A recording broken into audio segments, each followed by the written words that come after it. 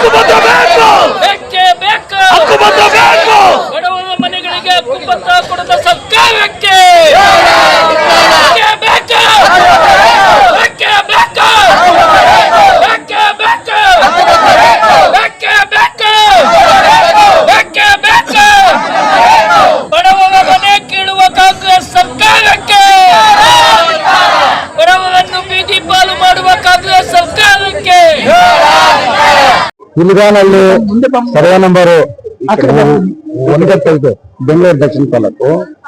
ಆ survey number ಅಲ್ಲಿ ಸುಮಾರು 10 ರಿಂದ 15 ಸಾವಿರ ಮನೆಗಳು ಕಟ್ಟಿದ್ದಾರೆ.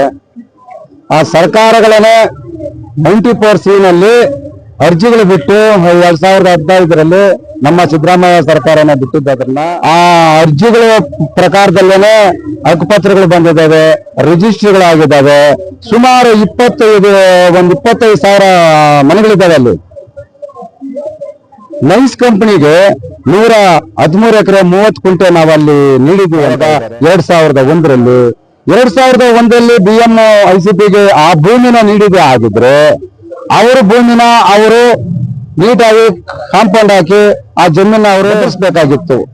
ಅಲ್ಲಿ ಇರೋಂತ ಉಳಿಮೆದಾರರು, ಗ್ರಾಂಟ್ದಾರರು, ಬಡವರು, ನಿರ್ಗತಿಕರು ಅವ್ರಿಗೆ ಸೂರಿಲ್ದಿದ್ದ ಕಾರಣದಲ್ಲಿ ಅದೇ ಜಾಗದಲ್ಲಿ ಮನೆಗಳು ಕಟ್ಕೊಂಡು ಅದಕ್ಕೆ ಏನೇನು ಸವಲತ್ತು ಬೇಕೋ ಎಲ್ಲಾ ಸವಲತ್ತುಗಳು ಬಂದಿದ್ರು ಸಹ ಮೊನ್ನೆ ತನಕ ಲೋಕಸಭೆ ಚುನಾವಣೆ ನಮ್ಮ DK ಸುರೇಶ್ ಅವ್ರದ್ದು ಆ ಲೋಕಸಭೆ ಚುನಾವಣೆಯಲ್ಲಿ ಆ ರಿಜಿಸ್ಟ್ರಿಗಳನ್ನ ಸ್ಟಾಪ್ ಮಾಡಿದ್ರು. ಈಗ ಹೋಗಿ ನಾವು ವಿಚಾರಿಸಿದ್ರೆ ಈ ಅರ್ಧ ಏನು ನಿಮ್ಗೆ ಹಕ್ಕುಪತ್ರ ನೀಡಿದ್ದೀವಿ ಆ ಹಕ್ಕುಪತ್ರಗಳೆಲ್ಲ ವಜಾ ಮಾಡಿ ಆ ಬಡವರನ್ನೆಲ್ಲ ನಾವು ಒಕ್ಕಲೆಬ್ಬಿಸ್ತೀವಿ, ಬೇರೆ ಕಡೆ ಓಡಿಸ್ತೀವಿ, ಆ ಪತ್ರಗಳೆಲ್ಲ ವಜಾ ಮಾಡ್ತೀವಿ ಅಂತ ಹೇಳ್ತಾ ಇದ್ದಾರೆ.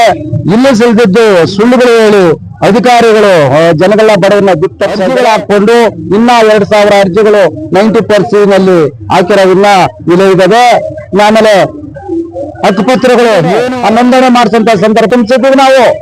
ಆ ತುಂಬಿಸಿದ್ರೇನು ಕೂಡ ಆ ಪತ್ರಗಳನ್ನೇ ಇವತ್ತು ಬೋಗಸ್ ಅಂತ ಹೇಳ್ತಾ ಇದ್ದಾರೆ.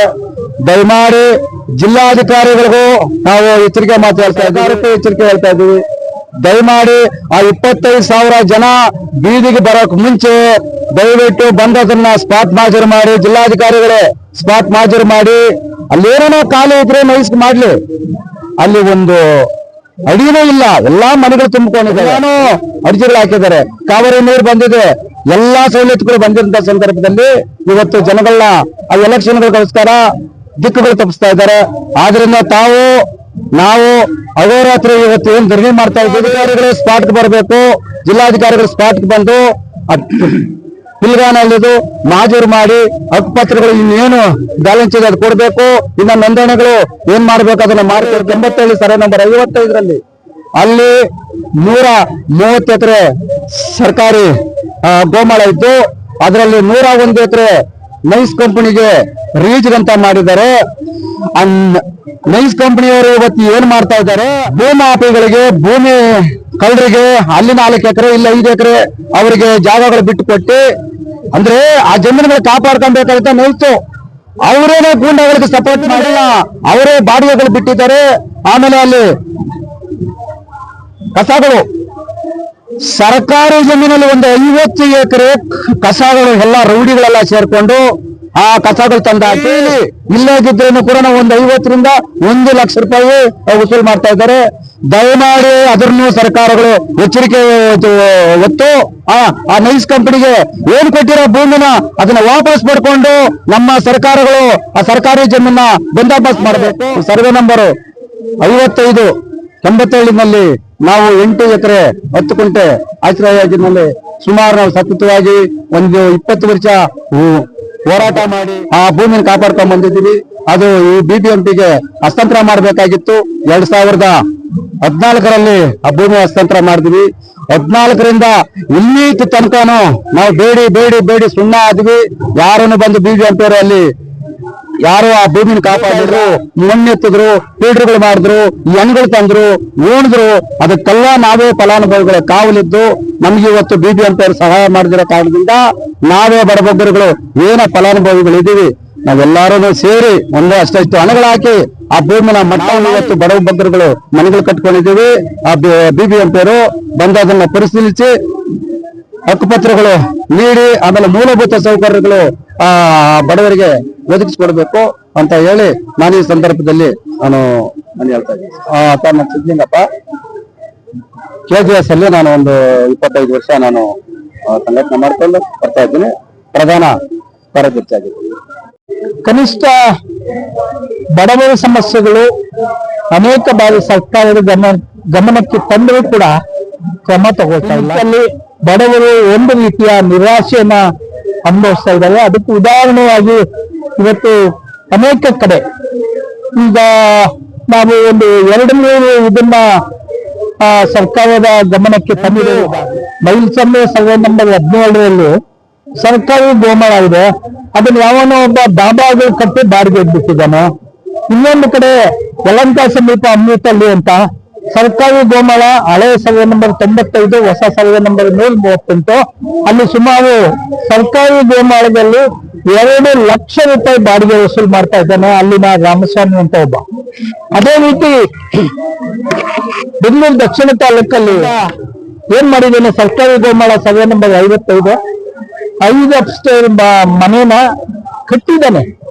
ಅದನ್ನ ಒಂದು 10 ಸಲ ನಾವು ಡೆಮಾಲಿಷನ್ ಮಾಡಿ ಅಂತ ಸರ್ಕಾರಕ್ಕೆ ಅರ್ಜಿ ಕೊಟ್ಟುವ, ಇಲ್ಲ ಅವನು OS ಹಾಕಿದ್ದಾನೆ, ಹೈಕೋರ್ಟ್ ಅಲ್ಲಿ ಕೇಸ್ ಹಾಕಿದ್ದಾನೆ. ಬಡವ ಈಗ ನಾನೊಂದು ಉದಾಹರಣೆ ನಿಮ್ಗೆ ಹೇಳಕ್ ಹೋಗ್ತಿದ್ದೇನೆ. ಆ ಚಿಕ್ಕಲ್ಲೂರು ಅನ್ನೋ ಕಡೆ ಸರ್ಕಾರಿ ಗೋಮಾಳನ ಕೆಲವು ಮುಖಂಡರುಗಳೇ ಲೇಔಟ್ ಮಾಡಿ 2 ಲಕ್ಷ 3 ಲಕ್ಷಕ್ಕೆ ಮಾರಾಟ ಮಾಡಿ ಆ ಜನನ 2024 ಆಗಸ್ಟ್ ತಿಂಗಳಲ್ಲಿ ಡೆಮಾಲಿಷನ್ ಮಾಡಿ ಬೀದಿಯಲ್ಲಿ. ಮತ್ತೆ ನಮ್ಮದು ಈ CV ರಾಮನ್ ನಗರ ವಿಧಾನಸಭಾ ಕ್ಷೇತ್ರದಲ್ಲಿ 2021ನೇ ಇಸ್ವಿಯಲ್ಲಿ 80ಕ್ಕೂ ಹೆಚ್ಚು ಅಲ್ಲಿ ದಾಖಲಾತಿಗಳನ್ನ ಹೊಂದಿದ್ದಾರೆ. ಸ್ಲಮ್ ಅಲ್ಲಿ ವಾಸ ಮಾಡುವಂತ ಜನನ ಆಧಾರ್ ಕಾರ್ಡ್ ಇದೆ, ಎಲೆಕ್ಷನ್ ಕಾರ್ಡ್ ಇದೆ, ರೇಷನ್ ಕಾರ್ಡ್ ಇದೆ.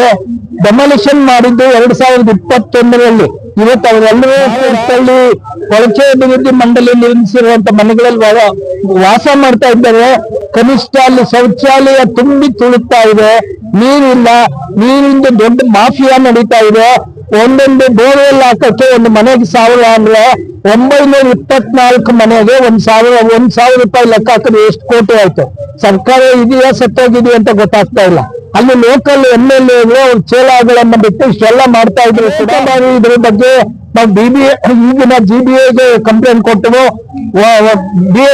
BWSSPಗೆ ಕಂಪ್ಲೇಂಟ್ ಕೊಟ್ಟವು, ಸ್ಲಮ್ ಬೋರ್ಡ್ ಕಮಿಷನರ್ಗೆ ಕಂಪ್ಲೇಂಟ್ ಕೊಟ್ಟವು. ಕೊನೆಗೆ ಏನು ಆಕ್ಷನ್ ಇಲ್ಲ. ಅಂದ್ರೆ ಕಳ್ತನ ಮಾಡೋರು ಸರ್ಕಾರಿ ಭೂಮಿಗಳನ್ನ ಕಬಳಿಸ್ತಾನೆ ಇರ್ತಾರೆ.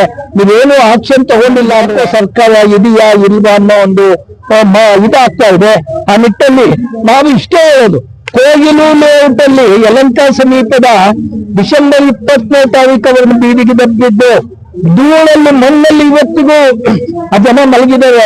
ಅವ್ರಿಗೆ ಕೊಟ್ಟಂತ ಆಸ್ಪತ್ರೆಗಳನ್ನು ವಾಪಸ್ ಕಿತ್ಕೊಳ್ತಾರೆ. ಕುಡಿಯಕ್ ನೀರು ಕೊಟ್ಟಿಲ್ಲ.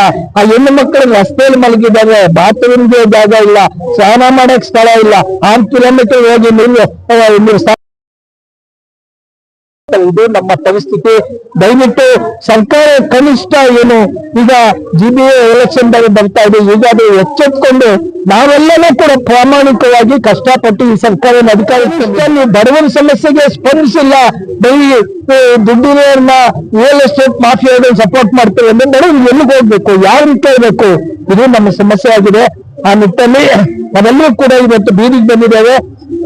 ಸ್ವತಃ ಸಂಬಂಧಪಟ್ಟ ಅಧಿಕಾರಿಗಳು ಇಲ್ಲಿ ಬಂದು ಸರಿಯಾದ ಉತ್ತರ ಕೊಟ್ಟಿಲ್ಲ ಅಂದ್ರೆ ನಾವು ಈ ಜಾಗ ಬಿಟ್ಟು ಕಡಿಮೆ ಆಗ್ಬೋದು, ನಾಡಿದ್ದಾಗ್ಬೋದು ಅಥವಾ ಸೋಮವಾರ ಆಗ್ಬೋದು, ಸಂಬಂಧಪಟ್ಟ ಸಚಿವರುಗಳಿಂದ ಸರಿಯಾದ ಉತ್ತರ ಬಂದಿಲ್ಲ ಅಂದ್ರೆ ನಾವು ಸೋಮವಾರ ತನಕನೇ ಇಲ್ಲೇ ಕಾಯ್ತೇವೆ.